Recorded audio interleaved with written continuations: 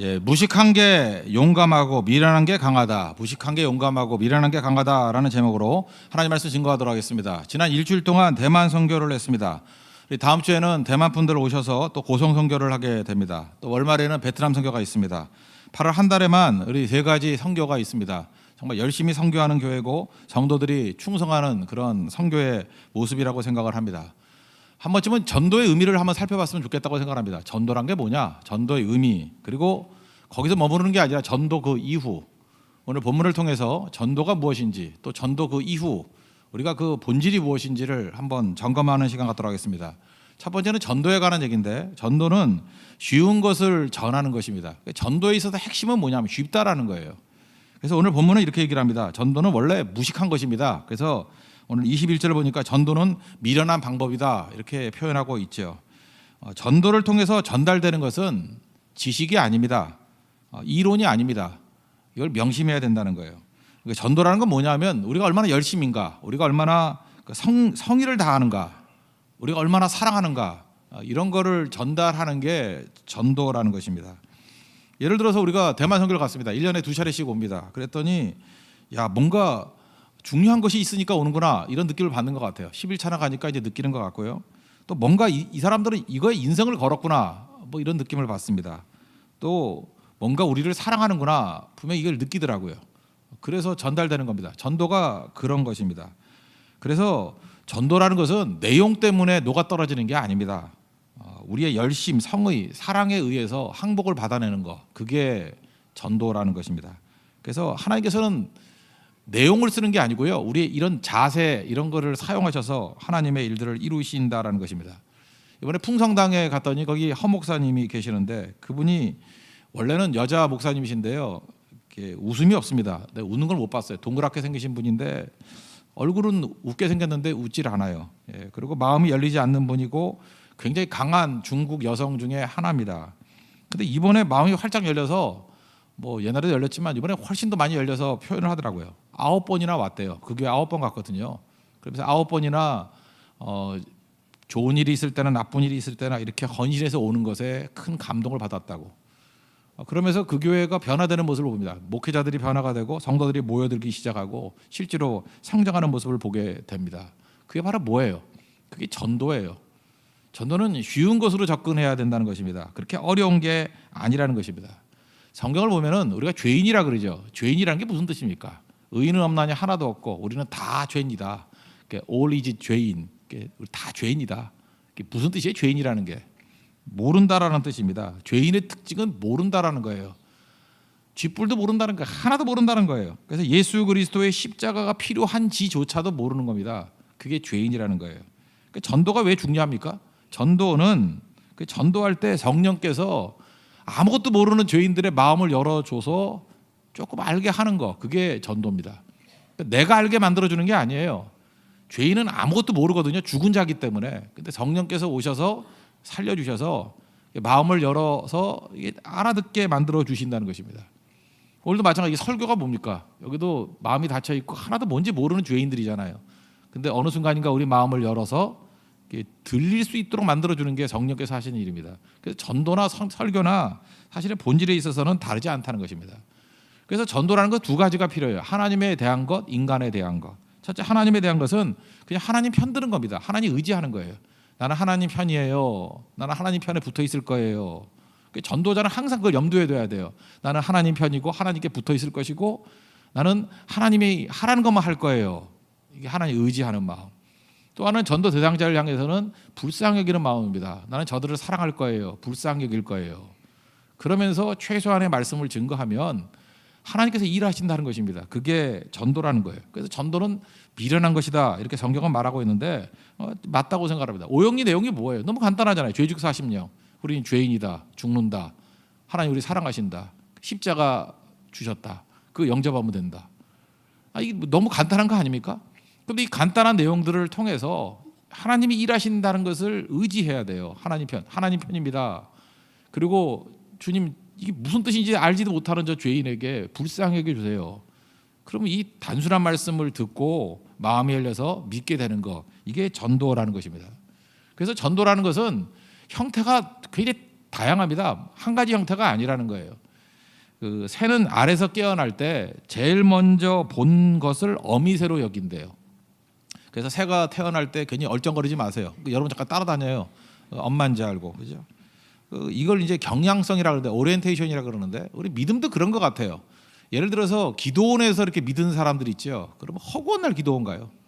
성경 공부하다가 예수님 믿은 사람이 있죠. 성경 공부만이 답이다 이렇게 생각을 하고요. 예배 중에 예수님 믿은 사람은 예배가 중요하다. 물론 이건 뭐 다 공통적인 거겠죠. 선교를 통해서 이렇게 믿은 사람들이 있지 않습니까? 선교가 중요하다. 사실은 이게 한 가지만이 아니고요. 이거는 사실은 그 법칙이라기보다는 일종의 하나님의 경향성이에요. 그러니까 하나님께서 일하시는 거예요. 이건 법칙이 아닙니다. 다양한 모양을 통해 사람들이 예수님을 영접하고 믿을 수 있다라는 거예요. 그러니까 일은 누가 하시냐? 주가 일하시는 겁니다. 하나님이 일하신다. 그래서 전도에 있어서 제일 중요한 것, 하나님 말씀을 믿고 사람을 불쌍히 위해서 전하는 것이라는 거예요. 오늘 본문 말씀을 한번 간단히 요약을 해보면 이런 겁니다. 1장 18절을 보시면 십자가의 도가 멸망하는 자들에게는 미련한 것이요 구원을 받는 우리에게는 하나님의 능력이라. 십자가의 도에 대해서 두 가지를 얘기하죠. 미련하게 보는 사람, 능력으로 보는 사람. 그러니까 십자가의 도를 전가하면은 미련하게 보는 사람이 있고 능력으로 보는 사람이 있다는 거예요. 근데 결과는 다르죠. 미련하게 보는 사람은 멸망하게 될 것이고 능력으로 보는 사람은 구원을 받게 된다. 성령이 하시는 일이 뭐예요? 십자가의 도가 이 복음이거든요. 복음에 대해서 다 미련하게 보던 사람인데 어느 순간인가 이것이 능력으로 보일 때가 있다니까요. 왜 그런 일이 벌어지죠? 우리가 전도할 때 성령께서 그렇게 일하시기 때문에. 우리 여기 예수 믿는 사람들 그러지 않았습니까? 처음에는 십자가의 도가 미련해 보였죠. 저 한심한 예수 믿는 것들.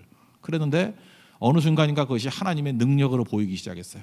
이게 전도를 받았을 때 하나님의 성령께서 하시는 일이라는 것입니다. 또 20절을 보시면은 지혜 있는 자가 어디 있느냐, 선비가 어디 있느냐, 이 세대의 변론가가 어디 있느냐, 하나님께서 이 세상의 지혜를 미련하게 하신 것이 아니냐. 여기 지혜 있는 자, 선비, 변론가, 이건 지식인들 또는 전문가들을 이야기하는 것입니다. 아까도 얘기했죠. 죄인, 이 사람들 다 죄인이잖아요. 죄인의 특징이 뭐라고요? 모른다라는 거예요. 몰라요, 하나도. 지혜 있는 자도 모르고요, 선비도 모르고 변론가도 몰라요. 저 좀 약간 유명한 목사님들 많이 아는 거 아시죠? 뭐 몰라도 되는데 여러분들이 막 존경에 맞지 않는 막 되게 그 유명한 목사님들 뭐 이런 분들 있잖아요. 그럼 여러분들은 그렇게 생각하죠. 그분들은 뭘 알 거라고. 내가 가서 얘기도 나눠보고 했는데 하나도 몰라요. 아는 거 하나도 없어. 저 교만한 얘기 같으면 나만큼도 몰라. 정말에 저도 모르는데 나만큼도 모르는 분들도 되게 많아요.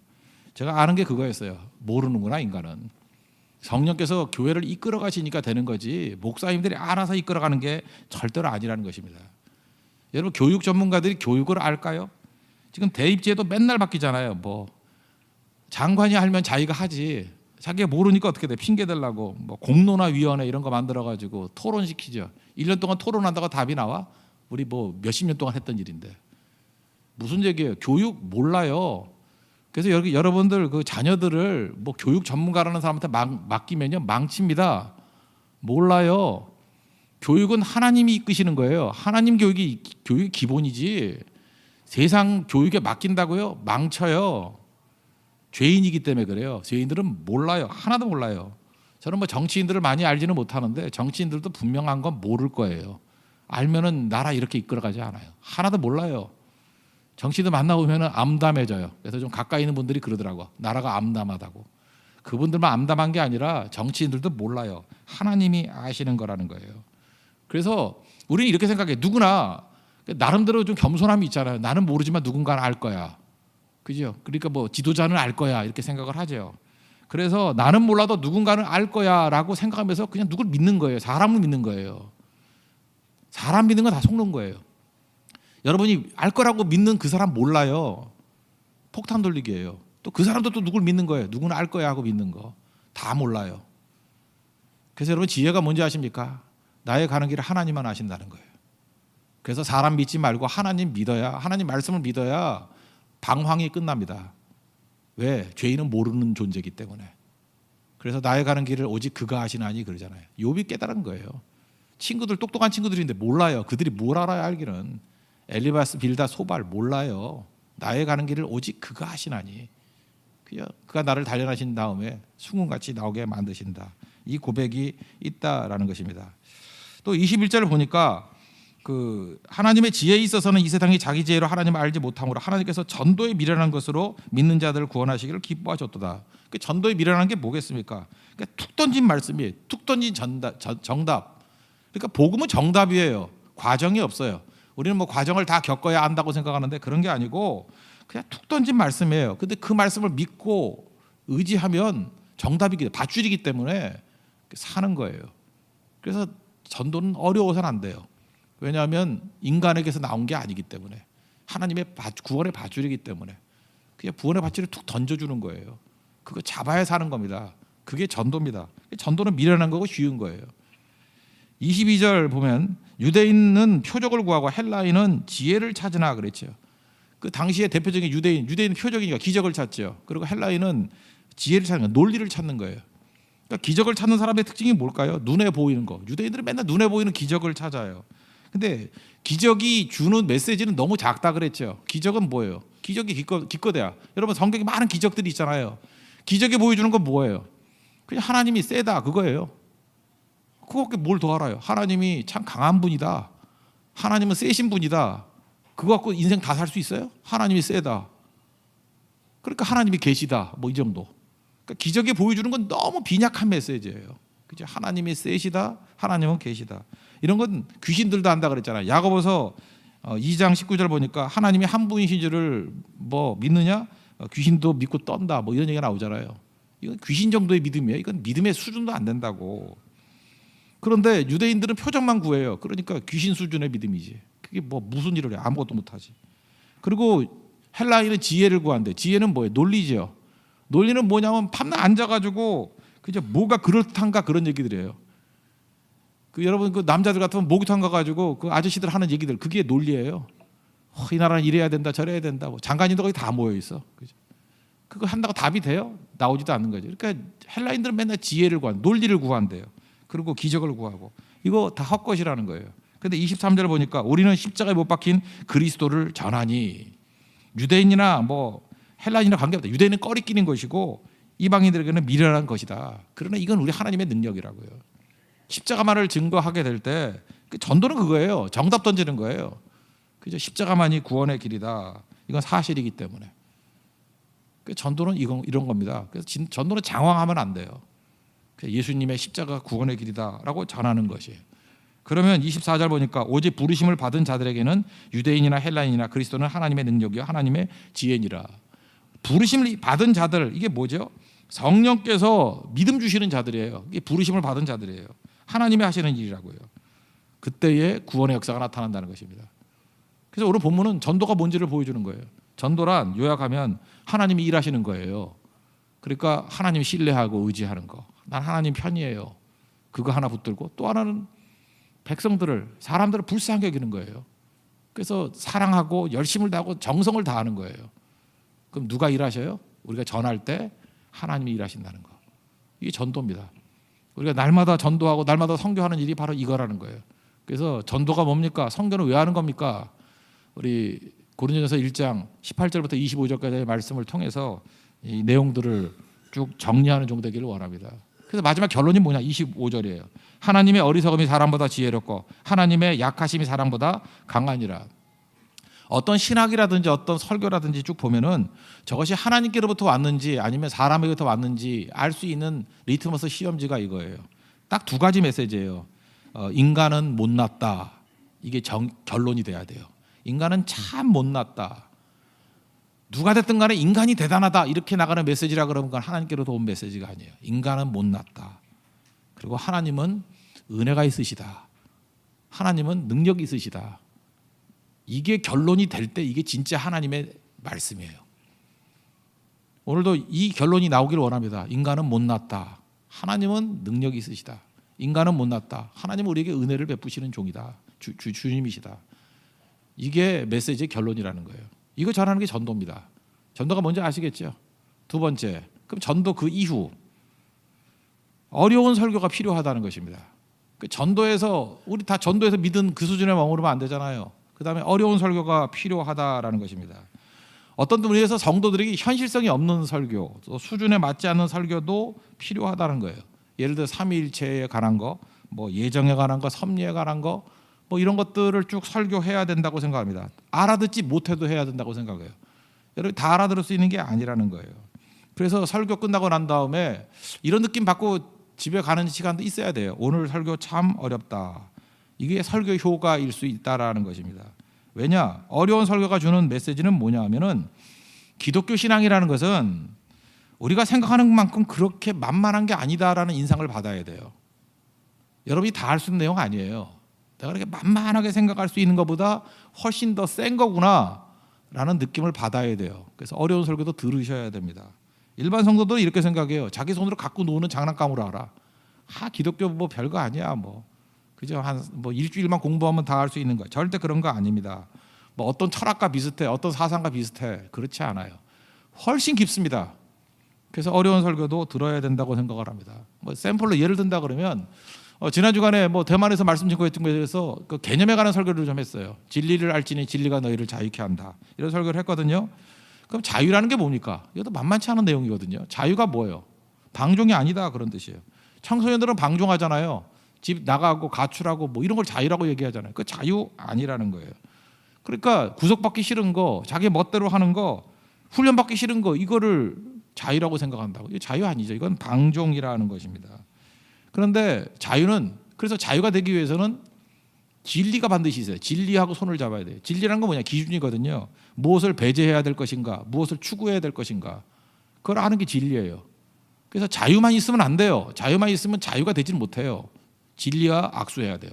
자유와 진리는 손잡아야 돼요. 그러면 진리라는 건 뭐냐 하면은 동으로 가면 서쪽을 외면해야 된다. 이걸 가르치는 게 진리예요. 남쪽으로 가려면 북쪽을 외면해야 된다. 이게 진리예요. 그러니까 진리는 반드시 추구해야 되는 게 있고 버려야 되는 게 있겠죠. 그죠? 이게 선택과 집중이 있고 포기, 그죠? 희생 이런 게 있는 거예요. 그러니까 자유라 그러면서 포기, 희생이 전혀 없다. 그러면 진리가 없는 자유거든요. 그건 방종이에요. 조금 어렵죠? 안 어려워요? 뭐 안 어려우면 말고 그런 거예요. 그러니까 이런 거 들어가야 된다고요. 그러니까 자유 그러면 멋대로 하는 게 자유인지 안다고 그 죄인이라 그렇게 생각하는 거지. 모르니까 그런 소리 하는 거지. 자유는 진리와 손을 잡아야 되는데 진리는 동으로 가면 서쪽을 배제해야 되고 남쪽으로 가면 북쪽을 배제해야 된다고요. 진리는 그런 거거든요. 그러니까 배제한다라는 게 뭐예요? 이거는 훈련이 필요한 거고 희생이 필요한 거고 포기가 필요한 거다. 추구만 있는 게 아니고 같이 있는 거다. 그게 자유다. 그럼 자유 의미가 달라지죠. 그게 성경의 내용이라는 것입니다. 그래서 예수 믿는 사람들은 고달픕니다. 왜 고달프죠? 고달픈 이유가 그거예요. 하나님이 고달프게 하셔서 고달픈 거예요. 왜냐? 우리는 자유를 주시려고 주님께서 우리를 훈련하고 연단하시거든요. 그러니까 자녀답게 만들기 위해서 우리에게 자유를 주셨어요. 근데 그 자유 안에는 고달픔이 있어요. 예수 믿는 게 되게 고달파요. 어제 선교 갔다 왔는데 또 오늘 예배 드려야 되고 또 금주간에 또 뭐 고성에 청소년들 올라와요. 금토 주일에. 또 주일에 올라오고 걔네들 내려가고 또 대만 사람 또 와요. 또 온다고 걔네 바톤 터치해야 돼. 보내고 와요 또. 와서 또 선교 가기도 바쁜데 월화 또 관광도 시켜줘야 되고 그 다음에 목금토 또 내려가서 같이 말씀 증거해야 되고 뭐 이런 게 막 섞여 있다라는 거예요. 그죠? 고달픕니다. 그 막 트웨인의 톰 소여의 모험 보면은 톰이 제일 부러워하는 사람이 누군지 알아요? 허클베리 핀이에요. 허클베리 핀 얘는요, 그 주거가 자유로운 애예요. 자유로운 애야. 주거가 자유로운 애. 그럼 어떤 애인지 알죠? 지 멋대로 사는 애요. 가출한 애요. 가난한 애요. 얘가 부러운 거예요. 얘는 숙제도 안 해. 그죠? 학교도 안 가. 아무것도 안 해. 이게 부러워할 내용이에요? 아니죠. 아들이면 아들답게 훈련받아야죠.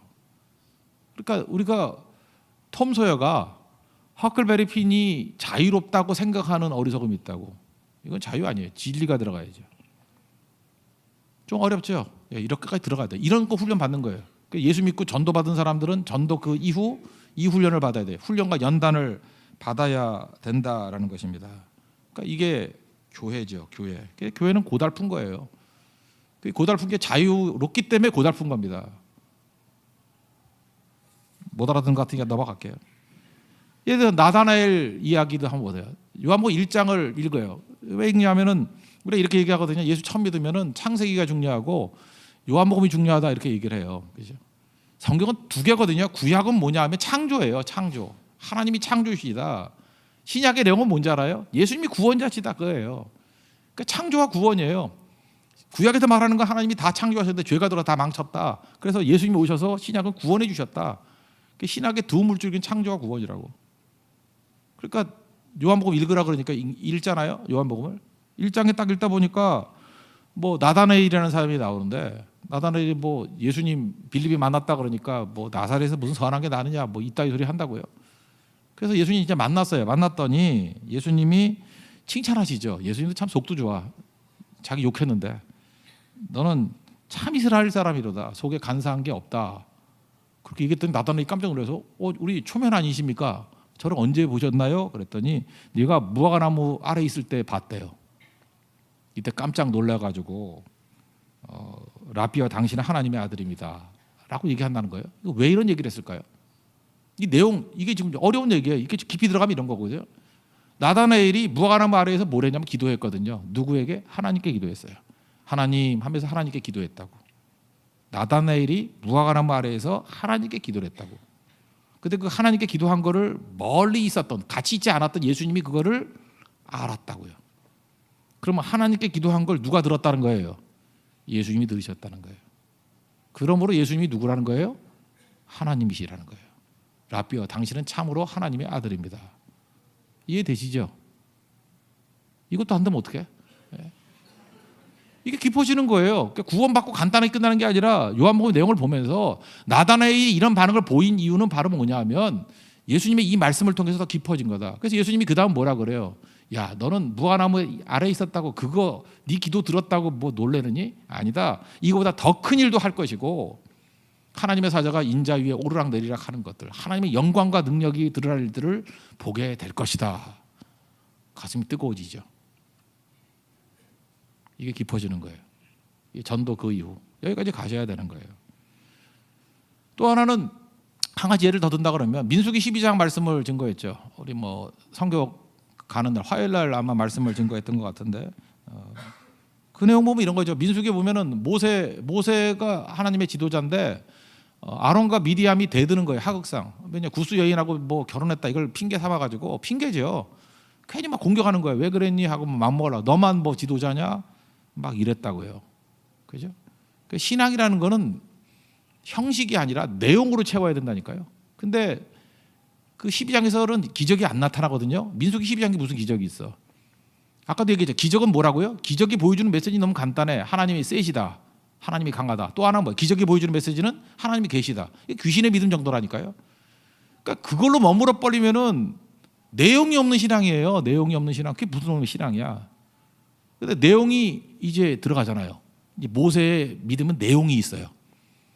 그렇게 막 열받는 일을 했는데도 불구하고 참아요. 언제까지 참느냐? 하나님이 화내실 때까지. 계속 말하지 않아요. 언제까지 말하지 않느냐? 하나님이 말씀하실 때까지. 이거를 성경은 뭐라고 불렀느냐 하면 민수기 12장 3절을 보니까 이 사람 모세는 온유함이 지면의 모든 사람보다 더하니라. 이걸 온유라 그랬어요. 그러니까 온유의 정의가 뭐예요? 하나님이 화내실 때까지 화내지 않는 거, 하나님이 말하실 때까지 말하지 않는 거, 그게 온유라고. 그러니까 이제는 우리가 온유를 알았으니까 내 인생의 신앙을 뭐로 채워나가야 돼요? 온유라는 내용으로 채워나가야 돼요.